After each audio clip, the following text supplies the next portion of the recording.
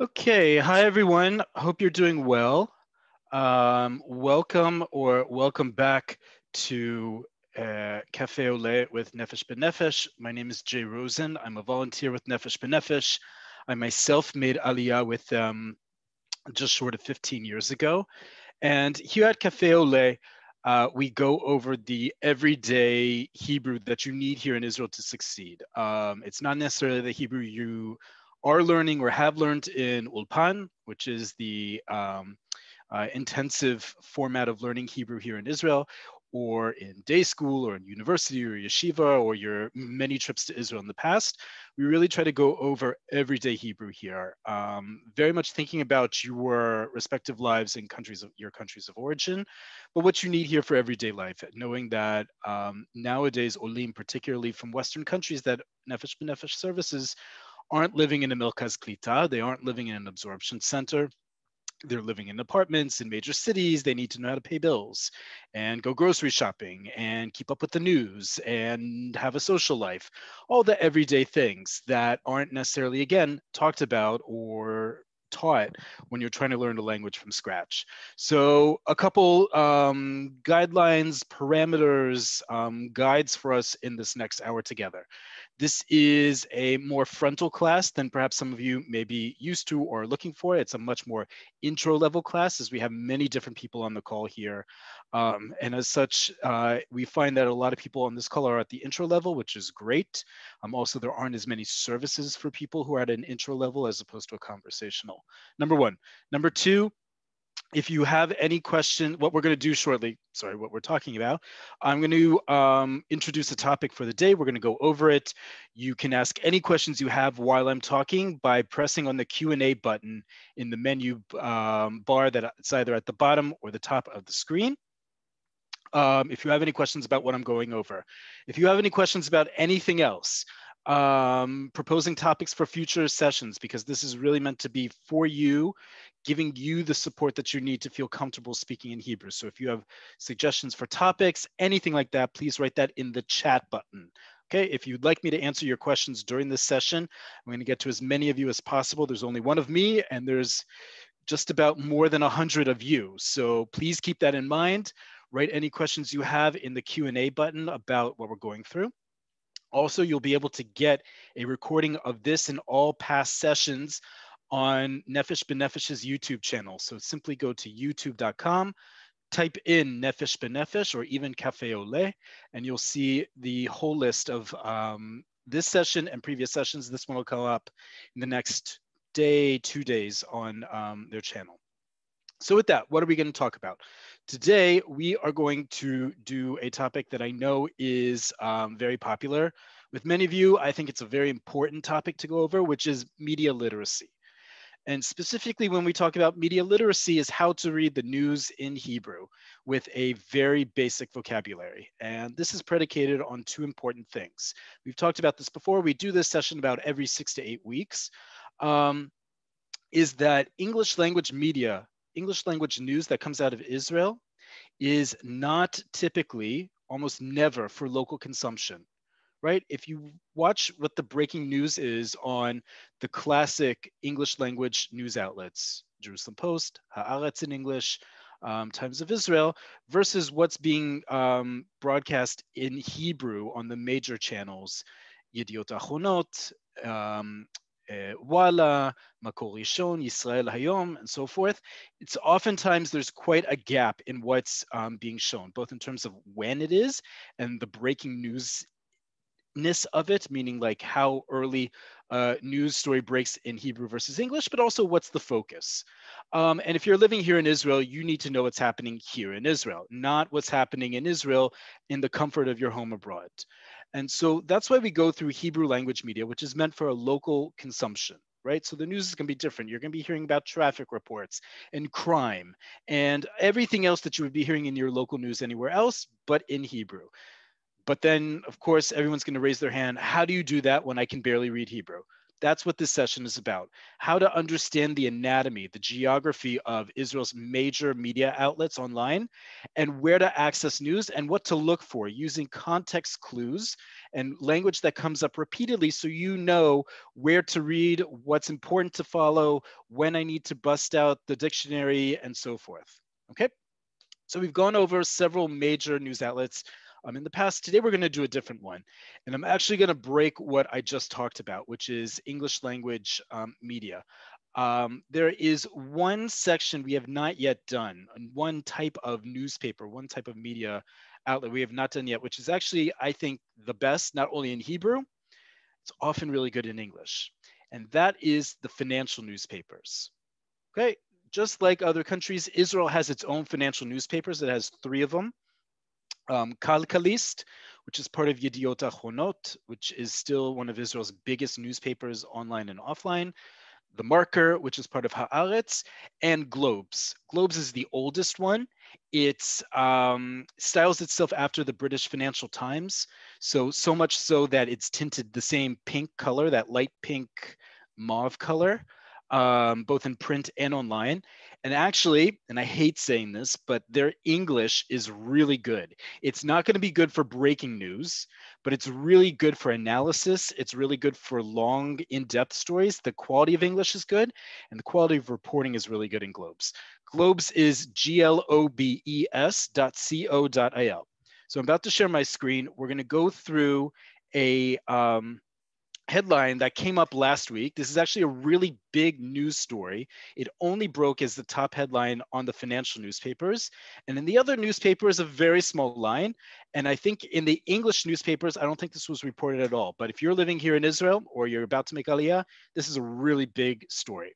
Okay, so first we're going to go through what the page looks like, and then we're going to go and decipher together the first the very first news headline in it, the main lesson. So let me just share my screen here. Just 1 second. There we go. All right, get that. Share screen. Okay, what you're looking at is a screenshot of Globes from last week. It was actually exactly 1 week ago, but this is a really big story, so it's worth going over. And I just want to take you through what the page looks like, right? We've done this before with Ynet, with Walla, with Khan, with Mako, same thing with Globes. So just like all the major news outlets, right? Top is the name of the company, name of the media outlet. So it's here, Globes. Right under it is the menu bar with all the different categories of news and content that it has. Here in the top right and center is the top headline, which is what we're going to go into in a second.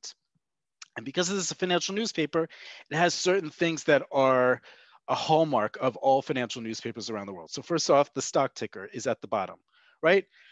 You see where this one, was where I took the screenshot. It was actually doing the currency conversions and some of the foreign composites as well as the local. But the point is, Israel's just like any other country. We have words for finance in Hebrew. Okay, just like we've gone over words for chemicals and molecules and elements in Hebrew to understand nutrition. Same thing with finance. Hebrew has its own language. We're going to learn some of it, not a lot of it today, to understand this top headline, which is really important. But just so you understand how this page works, as we said, categories are at the top headline to the right and the left. On the bottom, right at the bottom of the first screen, the primary screen, is the stock ticker. On the left-hand side, if you go to Globes today, it has this dynamic chart on the left-hand side, which is really cool. Right now, you see that it's at the top in this white bar here at the top of the bar. It's got 1, 2, 3, 4, 5 different categories, and there's a blue line under the top one. The top one says Taf Aleph with those 2 apostrophes.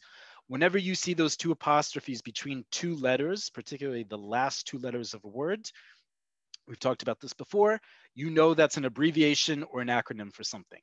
Taf Aleph means Tel Aviv, and it's referring to the Tel Aviv Stock Exchange. It's the easiest way to just simply abbreviate like in all news outlets, they do a lot of abbreviation. So Taf Aleph, Tel Aviv. It's oftentimes how people, when they're talking with each other, will say, where do you live?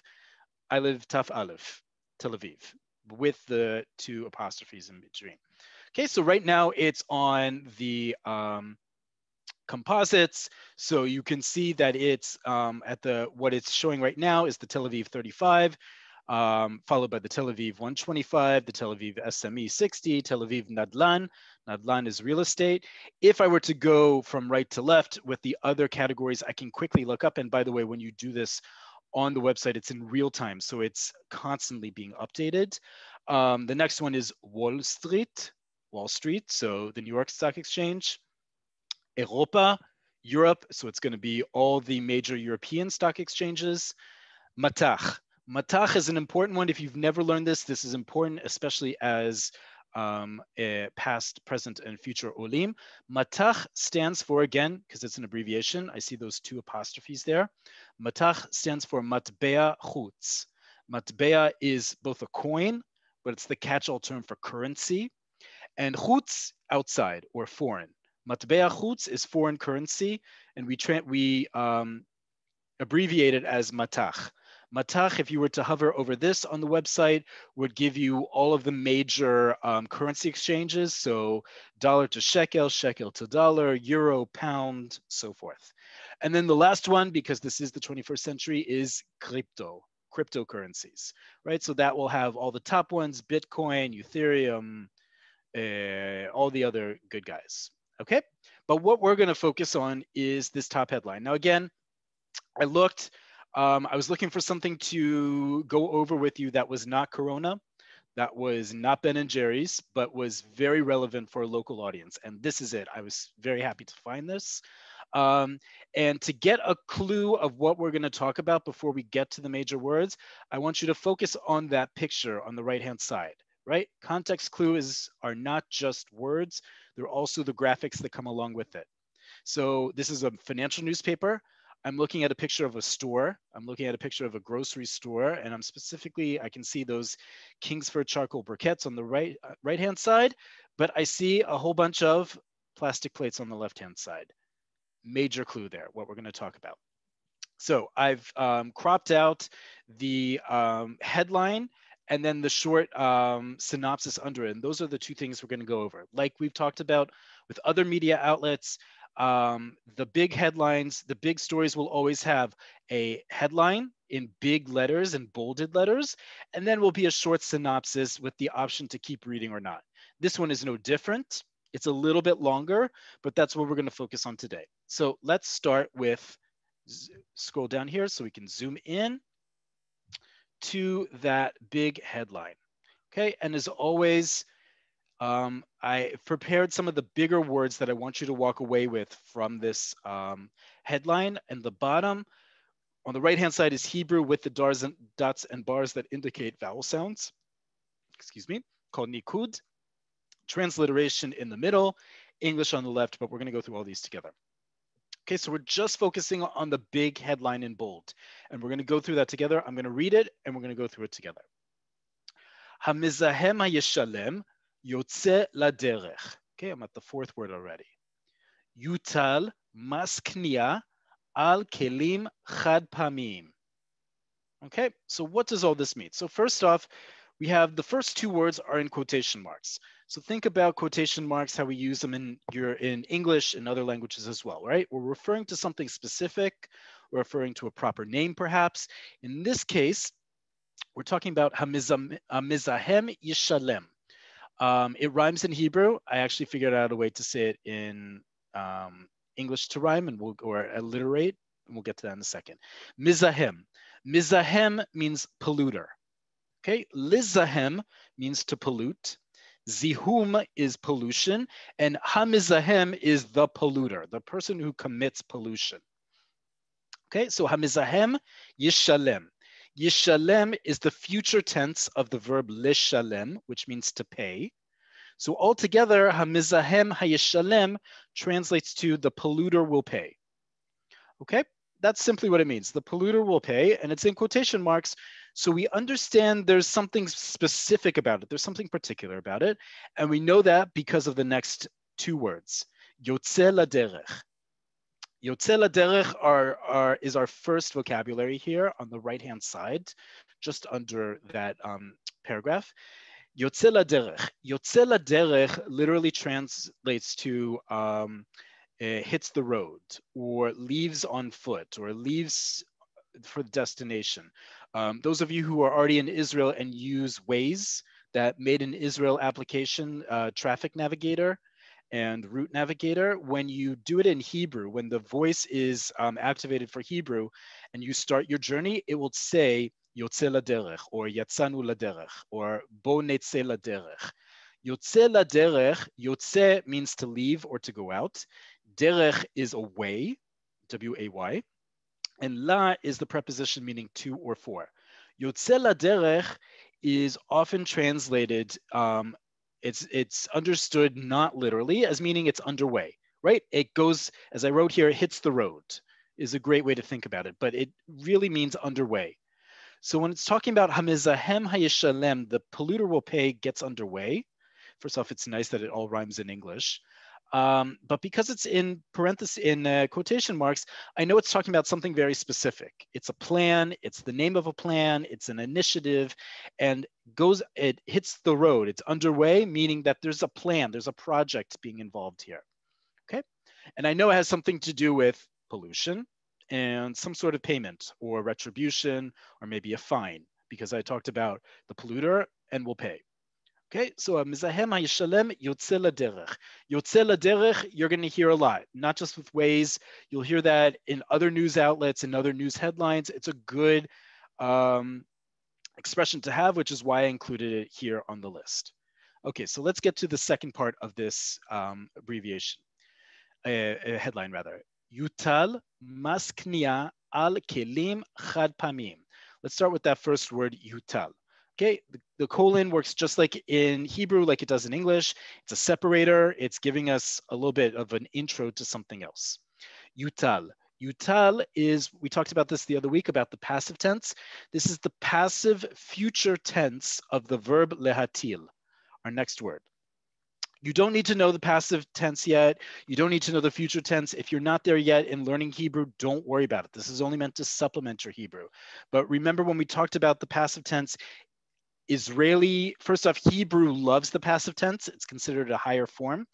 And especially when we read the news, every time we've read the news together, there's always passive tense involved. It's a very popular and good way to convey news in Hebrew is using the passive tense. So first off, yutal. Yutal comes from the infinitive lehatil, which I just highlighted here in row 36. Lehatil means to put, okay, or to place. And I taught this the other week to another class, and then I had invariably a couple hands shoot up and say, well, wait a minute, Jay, I've already learned a verb for to put. It's lasim, right? It's the one you put here even, right under it. Lasim is to put. And they would be right. Lasim does mean to put, and that's usually the verb that we learned very early on in Hebrew, meaning to put, right? I put, Ani sam et hakos ala shulchan. I put the glass on the table. And that would be exactly, proper Hebrew. But there is a difference. Lasim is to put something tangible. It's to do something that's tangible, that I can touch. Lahatil is to put or place something that is not tangible. Okay, and what are we talking about that's not tangible here? Mas kniya. Okay, right after yutal, mas kniya. Mas is our next word, very important word in Hebrew and in all languages. Mas means tax. Okay, one tax is mas, misim are taxes. Kniya comes from the word liknot, to buy. So we're talking about a purchase tax will be put or will be placed, right? A purchase tax, a tax is not something you can hold. It's a notion, it's a concept, it's a policy, it's a governance, but it's not an actual thing. The money you use to pay that tax is tangible, right? But not the actual tax itself. So that's why the verb yutal is being used here. a tax is being placed on something, and it's a purchase tax because kniya I just told you was purchase. Excuse me. So yutal mas kniya, a purchase tax will be placed, will be put on what? Al, on kelim chad pamim. A kli is any sort of instrument or a tool. In this case, kelim, often we use this when we talk about food and kitchens and food preparation. Kelim can also be dishes and silverware and cutlery. And the general terms we use for utensils is another great way to translate kelim, but not just any kelim. Chad pamim. Chad pamim is our next word here in row 36, a very important word. Chad pamim means one time, or in everyday language, disposable. Okay, so what were we talking about altogether? Hamizahem yishalem yotze laderech. The polluter will pay, gets underway. Colon. Yutal mas kniya al kelim chad pamim. A purchase tax will be placed or will be put on disposable utensils. Okay, so what are they talking about? Anyone who spent significant amount of time in Israel in the last several years know that Israelis use a lot of disposable cutlery and utensils. That can be forks, knives, and spoons, that can be cups, that can be plates, that bowls. We use a lot of disposable plastic. Okay, and what we're being told here is that the polluter will now start paying a purchase tax on these disposable things. Very important news, good news to hear also in our latest news cycle. And we're going to get into the details of it in just a second. But I want to deconstruct this word chad pa'ami because it's a very important word. It's comprised of two things, chad and pa'ami. Pa'am, that second part, pa'am means time. Pa'ami is the adjective of pa'am. We talked about this the other week, right? When we add a yud to the end of a noun, we often turn that into an adjective. So chad pa'ami, it's talking about something in time. And chad sounds like the word echad, right? So it means one time. I want to deconstruct that chad a little bit more. So just like in English, we have mono, bi, and tri, right? When we're talking about things. So when we talked about the other week about different elements and chemicals and minerals in our food, we sometimes had the words do in there. Just like in English, we use another language, Greek and or Latin, to give us those adjectives, meaning one, two, or three. Same thing in Hebrew, only we don't use Greek or Latin. We use another language, and actually very close language. We use Aramaic. Remember, Aramaic was not only used historically by Jews for centuries in everyday language, and in fact, many Jews originating from Iraq, Turkey, Syria, and Kurdistan still to this day have various dialects of Aramaic that they speak. But Aramaic linguistically is the closest living language to Hebrew itself, even closer than Arabic. And because these two have been used for so many years, there's a lot of similarities, and there's a lot of similarities in the sounds and what we've adapted to them. How we do numbers like mono, bi, and or di and tri in Hebrew is we take it from Aramaic. So if you look here in number 37, right, what's down here at the bottom left that's highlighted, chad, du, and tlat. These are the ones, just like we use in English, are the most common. Chad translates best as mono or uni, meaning one of something. Du translates as bi or die. And tlat translates as three or third, right? So if I went to the movies and I wanted to see a film in tlat memad, I would be seeing it in 3D, in 3D. Memad is a dimension. Tlat, as I just said, is tri or three at the beginning of something. So tlat memad is how we say 3D in Hebrew. For those of you who like seeing films in 3D, now you know. Okay, but good words to have so you recognize them in the future. But chad pami, you already know this a lot. If you've been ordering from Wolt or any other deliveries in the last year and a half here in Israel, you'll often being asked, do you want kelim chad pamim with that order? Do you want disposable utensils with that order? Okay, so let's get into these 3 lines under here that are the summary of the article. Just like we've seen in other news places, there's a short summary, and then you can click on the link for the full article. We're not going to do that. We're just going to go through these 3 lines together because it's really good further details about this big headline, but also it has some really good words in it that we can use in everyday language. So let's just focus on that here. Okay. Sorry, let me just get that up. Great. Okay. Sorry, let me just move myself out of the way here. There we go. Okay. Starting at the top right. Kfi shenichsaf beglobes. Okay. Kfi, start with our first words here. Kfi translates as. Excuse me, not as in something is as is in a comparison, right? It's as in reference to, following, in relation to, in that respect. It's a very nice, sophisticated word, kfi. Kfi shenichsaf beglobes. Nichsaf is our next word. Nichsaf comes from the infinitive lachsof. Lachsof is to expose. Nechsaf is the passive tense. So it was exposed or uncovered or exposed. In the news here in Israel, just like in other places, they're very much about the chasifa.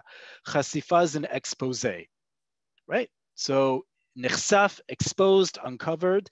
Kfi shenechsaf beglobes, as was uncovered in globes, or as was uncovered by Globes. Globes is the name of the newspaper that we're reading, right?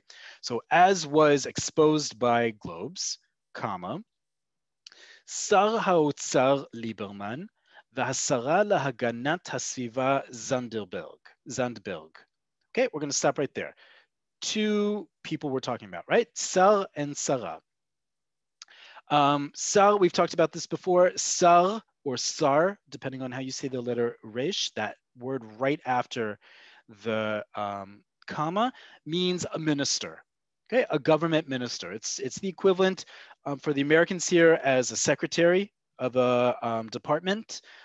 For other parliamentary democracies, it's the same thing as a minister. Sar ha'otzar. Otzar is both treasure or a treasury.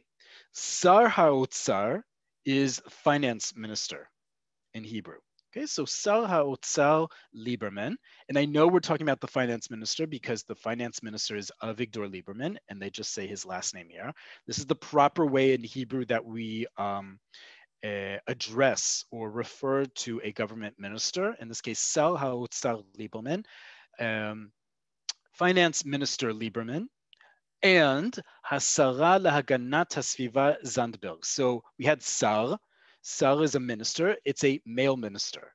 A female minister, Sarah. Okay. Hasara lahaganat hasviva. As you see, here's our next word.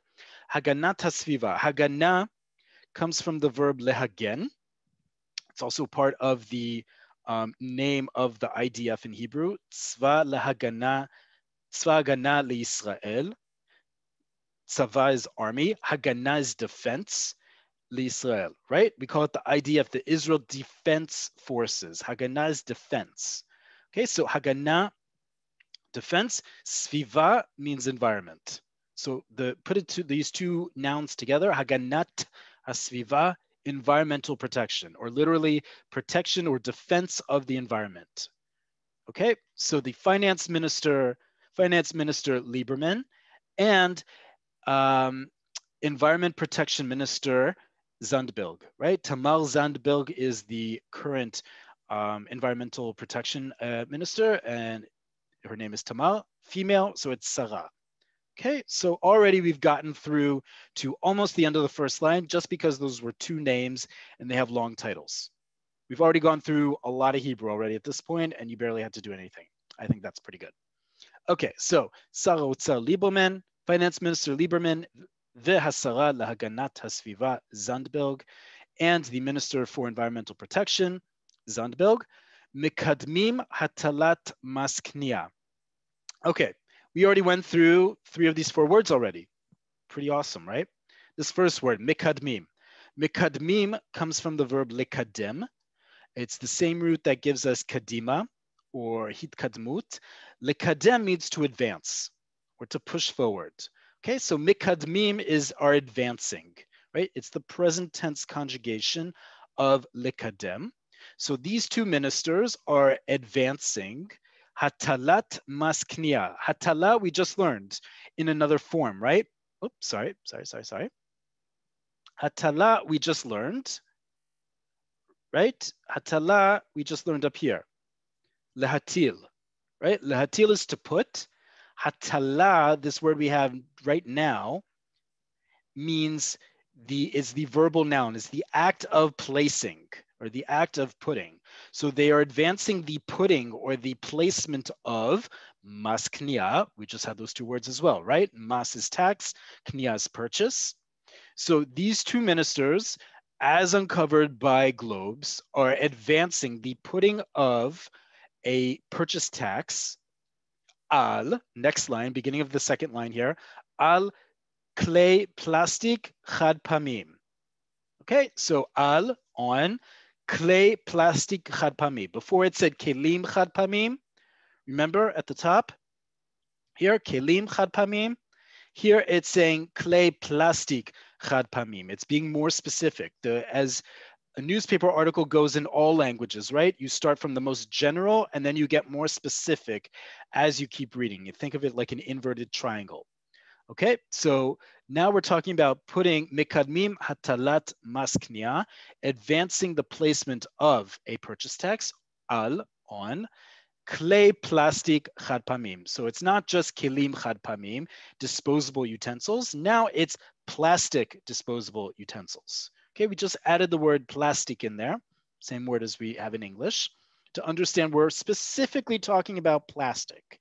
If it wasn't clear before, we're talking about plastic disposable utensils. Clay plastic, utensils of plastic. Chad pamim, one time, but it means disposable. Okay, so we've already gotten to the first part of this. We're already done with the first part.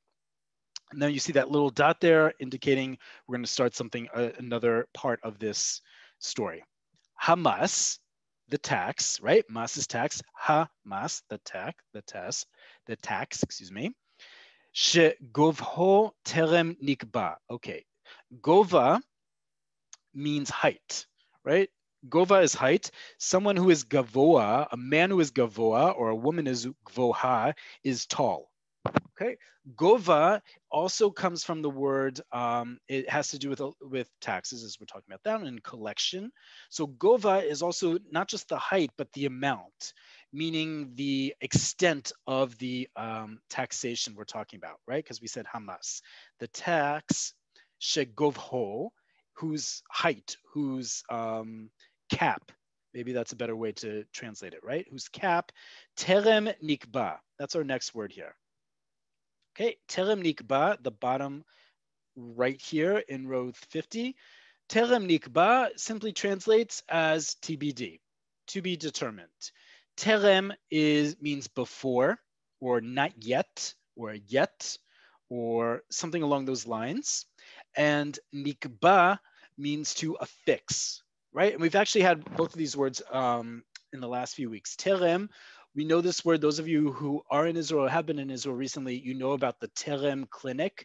The Terem Clinic are a series of clinics around the country that provide above first aid and beneath emergency care, right? So if you need an IV because you're dehydrated, or you got a second-degree burn, or something that doesn't necessarily require you to go to emergency care, you can go to a Terem clinic and receive proper care in usually a much more efficient amount of time, right? And Terem is exactly used as that.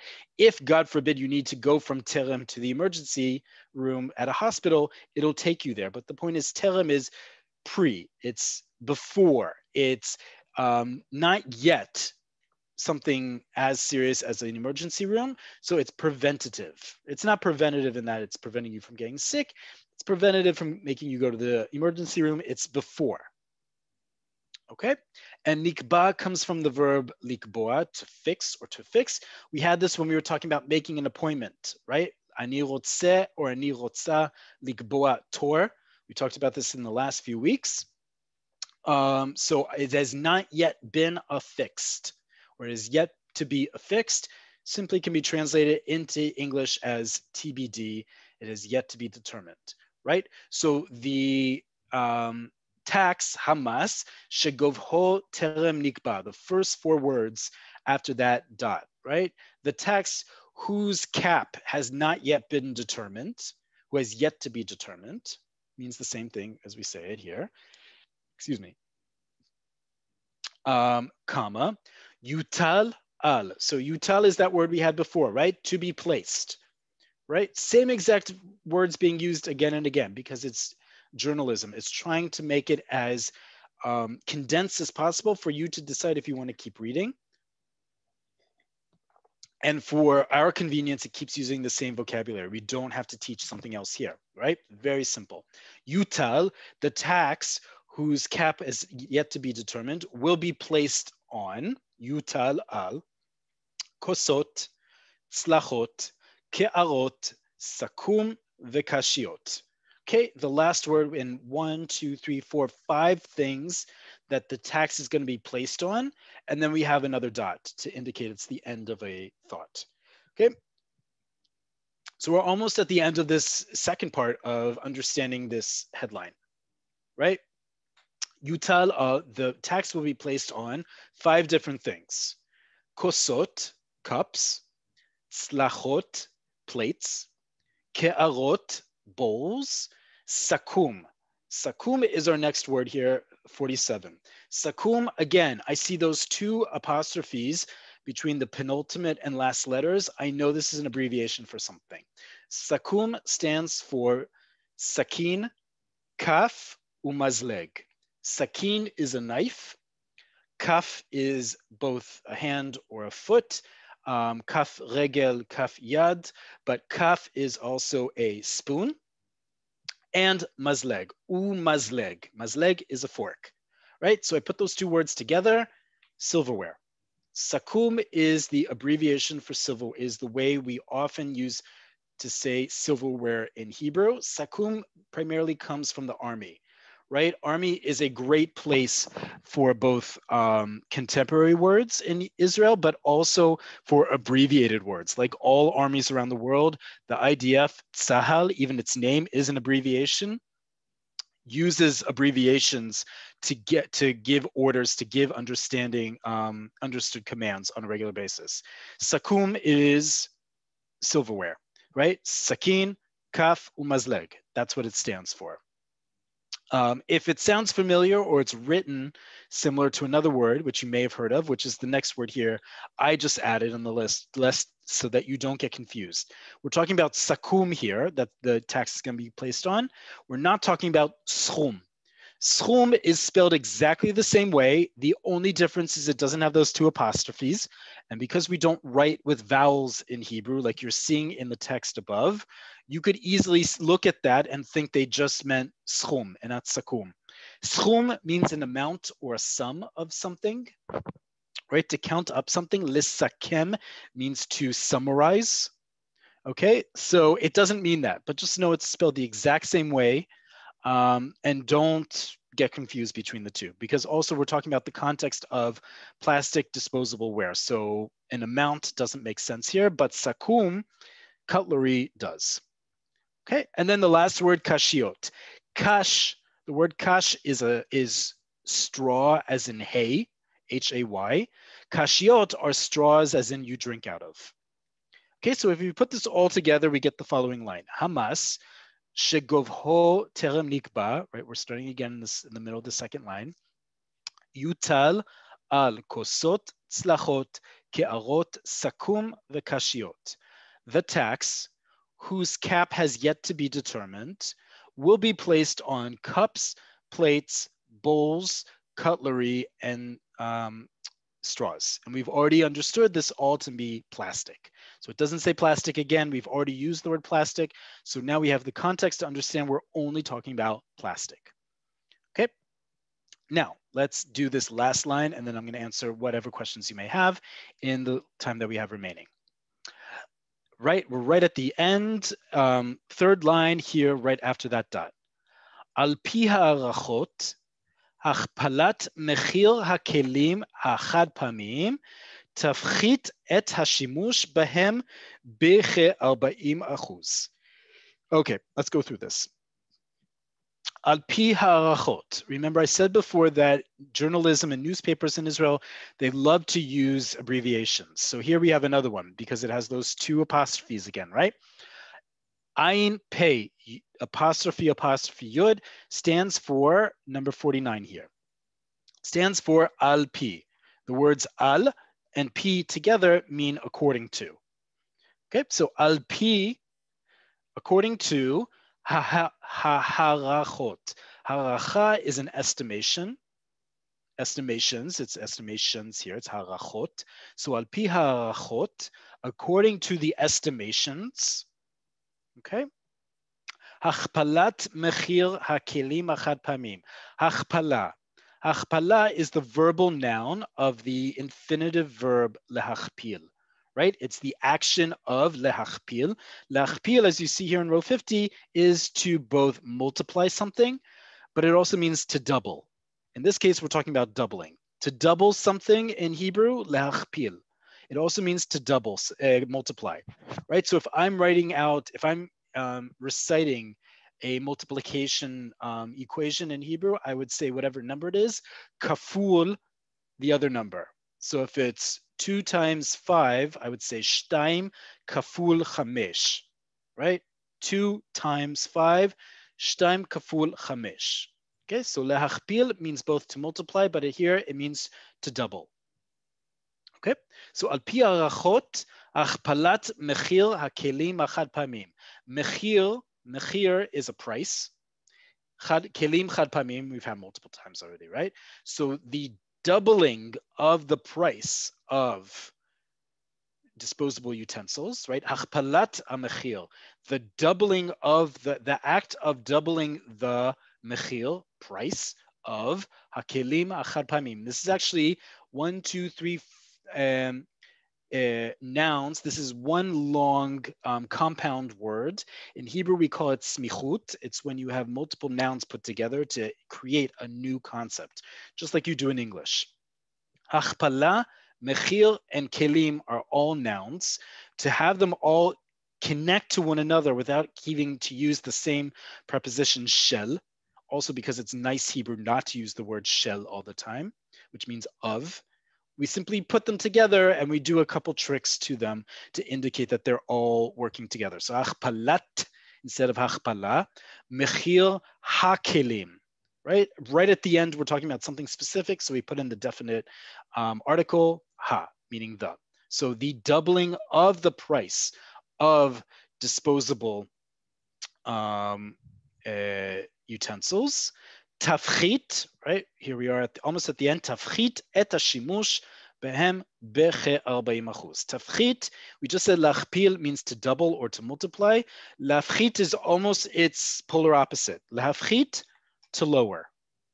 Okay, lafchit is pachot, means lower or less than. Lafchit is to make something less, or in this case, in better English, to lower something. Right?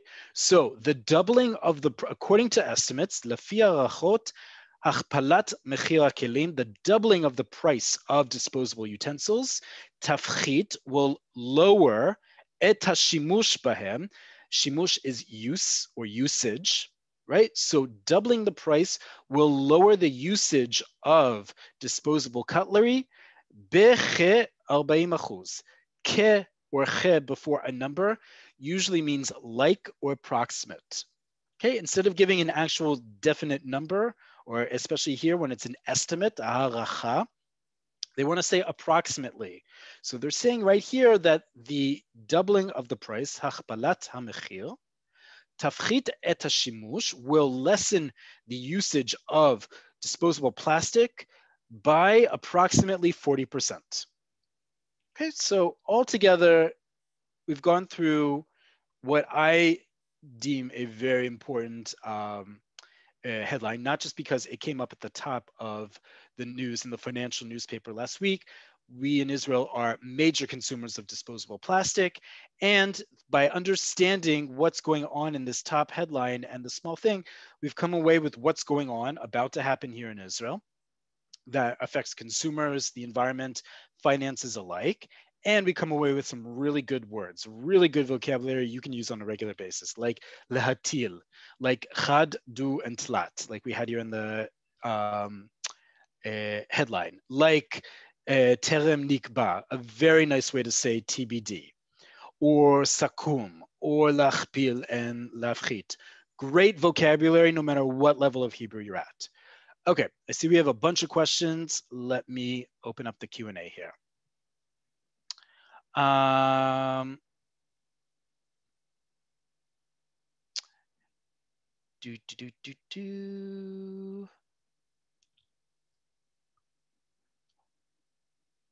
Okay, I see we have a bunch of questions here. Lila, you can get, and for everyone else, you can get the charts from these videos by simply watching the videos and screenshooting or screenshot themselves. I myself am a volunteer. I do this out of my pocket. If you would like to commission me and pay me for this, you are welcome to do so. But in the meantime, I reserve the right to these spreadsheets that I make out of my own time. You're welcome though to screenshot it and use it for your personal use, or watch it on YouTube and just go at your own leisure and go over the words again. Okay.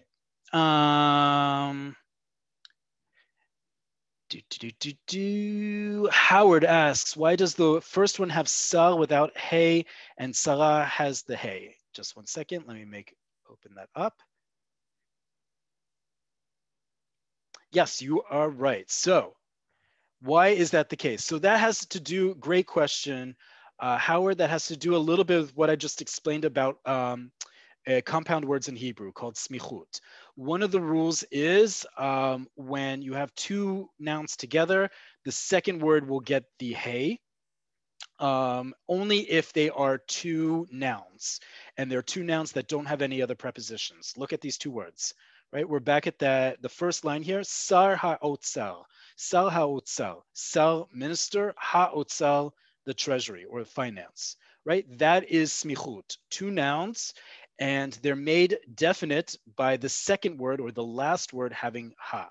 So that's why it's sar ha'otzal Lieberman is the proper name for him, the finance minister Lieberman.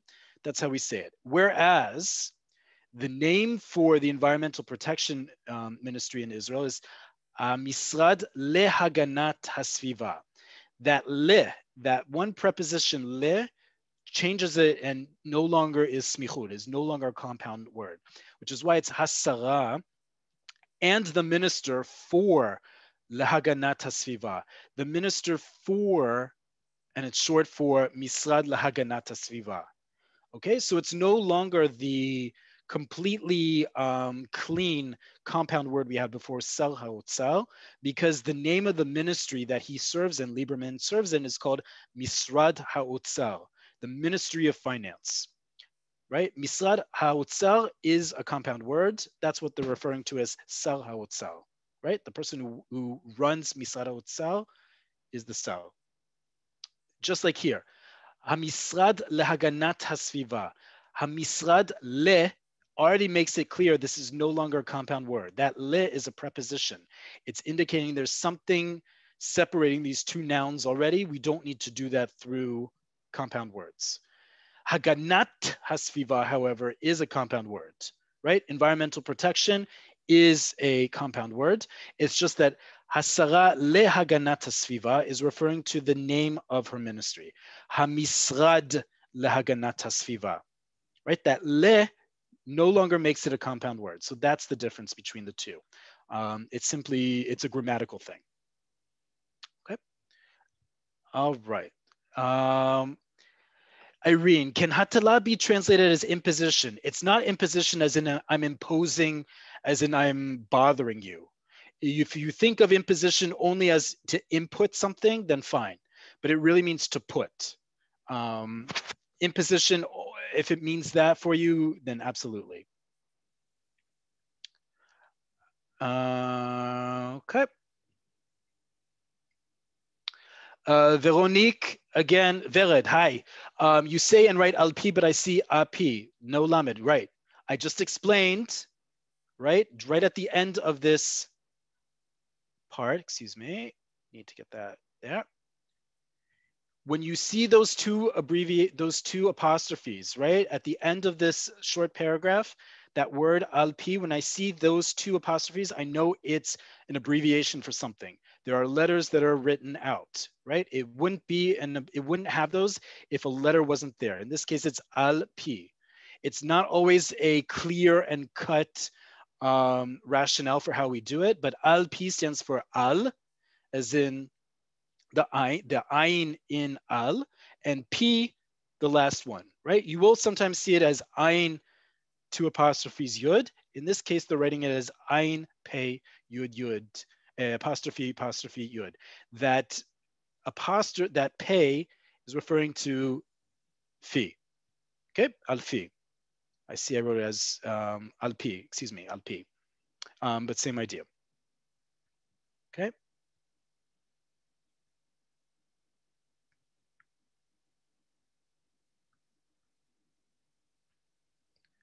Howard, why isn't globes pronounced globus? You will hear people say globus, but in English it's spelled globes, Globes. The URL for the Hebrew page is Globes, so that's why I'm pronouncing it as globes. You will hear people pronounce it as globus. That's also a last name here in Israel, but globes is often how it's referred to. Eliana, great question. When is this tax supposed to be enforced? They are working on it. So sometime soon. I didn't go into the whole article. If I did, I would probably see when the estimate for when this would start is. Okay.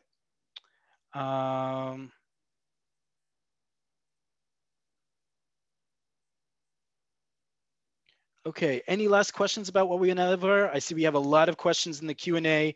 I'm sorry you can't all see this. I'll see if I can work on that, but I see also a lot of questions that don't have to do with this lesson. Please, folks, I love getting questions, but there's 100 of you on the call and just me. If there's something not related to today's lesson, please write that in the chat function, not in the Q&A. It's just easier for me to get through these questions. Okay, and it's saved once we close out this session, so even better. That also goes, by the way, for correcting my English. I see a bunch of you doing that in the Q&A as well. Thank you, but please put that in the chat, not in the Q&A. It's easier for me to ask this. Ted, does hachpala imply the tax may be around 100%? Absolutely, Ted. Hachpala means to double. So that's what's implying. If there's a tax of 1 shekel, it's meaning it's going to be 2 shekel. But it's not saying, it's talking about hachpalat hamechir, right? We said that before. It's doubling the price, right? So now it's saying if a pack of disposable cutlery in Israel is whatever it is, 5 shekel, they're trying to advance that it would be 10 shekel, right? That the tax would just be doubling the existing price of it. But great question to further understand. Phil asks a great question. Why are 2 yods in pa'amim? Shouldn't it be pa'amayim? Great question. I was waiting for someone to ask that. Let's go to that word right now. Okay. Those of you who've been with us before know that in Hebrew, we have something called the dual, just like we do in English. But in Hebrew, we have something very specific that we do to indicate something is a pair of or 2 of, right? It is not, how do we say, excuse me, an ear is ozen. 2 ears, or ears that we normally say, because we don't usually say a whole bunch of ears, oznayim, right? 1 eye is an ayin, 2 eyes, a nayim. 1 hand, yad, 2 hands, yadayim. Okay, that ayim at the end of a word in Hebrew indicates the plural, indicates a 2 of something. And it's a very unique thing to Semitic languages. Arabic has this too, Aramaic has this.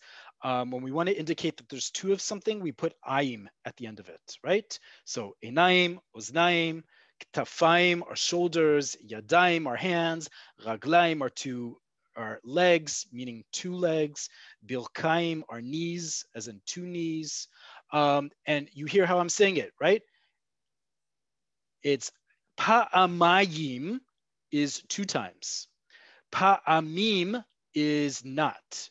And how do I know it's not pa'amayim, right? It's not a mistake on my part to say it. Kelim chad pa'amim. I know this has to be pa'amim for 2 reasons. One, because it's kelim, right? If it was 2 utensils, it would be kilayim pa'amayim, but there's no such thing, right? It's kelim. Kelim is the general plural in Hebrew. So whatever follows as its modifier, its adjective, has to agree with it. In Hebrew, like other languages, a noun and an adjective have to agree in conjugation, gender and singular versus plural. Okay, so if it was 1 disposable utensil, it would be kli chad pa'ami, right? We're adding that yud at the end of pa'am to indicate it's an adjective now. That's what it means. And so to conjugate chad pa'ami would be chad pa'ami, singular masculine, chad pa'amit, singular feminine, if I was talking about a singular feminine thing. So, right, so a tzalachat chad pa'amit would be a disposable plate, 1 plate.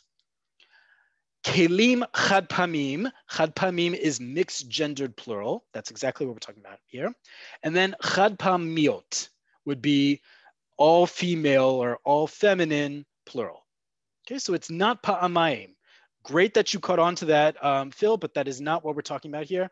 We're talking about the word pa'ami, and it just so happens that when we make it plural, it's spelled the same way as pa'amayim. But you already heard me pronounce it as kelim chad pa'amim. Trust me, I was right in that. Sometimes I do make mistakes. We all make mistakes, right? I did not make it in that. Kelim is our first clue, though, that it's going to be pa'amim, because it has to agree. The noun and the adjective always have to agree with each other. Great question, Phil.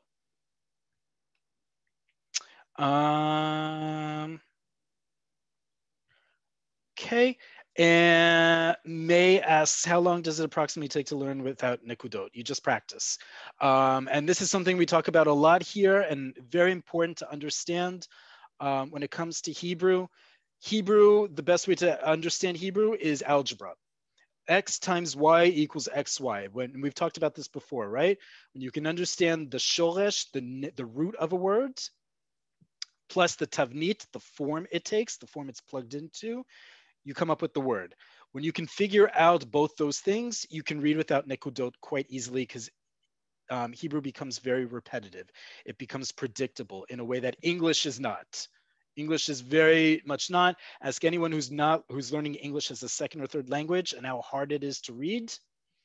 This is what I'm talking about. Hebrew may seem daunting at first right there, but actually the patterns, the vowel patterns become so similar, you get used to it after a while, but it's just practice. Okay.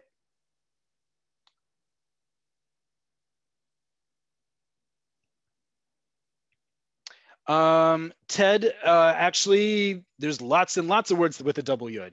Anytime you're adding yud at the end of a noun to make an adjective, you will always put 2. It's often spelled like that. So chad pa'amim, the fact that a major newspaper did it, Ted, that's proof enough. As we say in Hebrew, dayenu. Ted asks, I've never seen words with a double yud, but there you have similar words like that. I'm trying to think of other words that would do that. Yam means sea. Yami means naval or aquatic. So anything that has to be pluralized for the noun and then modified by naval or aquatic would be yamim. Okay, not yomaim, yamim. So yes, it's not something that we have in English.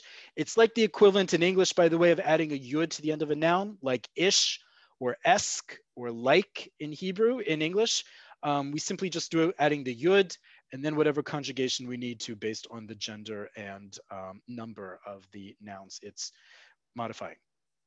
Okay, and with that, we are at the top of the question hour. As always, thank you so much for joining. Toda rabah. If you would like to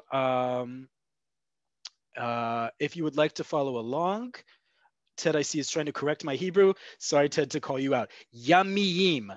Yam, the first ya, let me write this in the chat because I see he's. Yamim.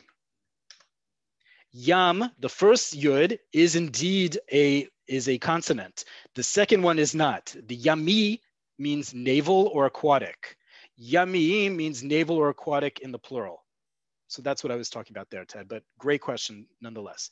Anyways, thank you so much for joining. Toda rabah. If you would like to follow again what we're doing here, if you'd like to watch this again on repeat, write down the words, watch this at your leisure. This will be up on the Nefesh B'Nefesh YouTube channel in the next day, day and a half. You can watch it on demand, as slow or as fast or not at all as you would like. Any other suggestions for topics, we're all ears for them. Please write to Nefesh B'Nefesh with topics. And we will see you all next week. Toda rabah. Lehitraot. See you again soon.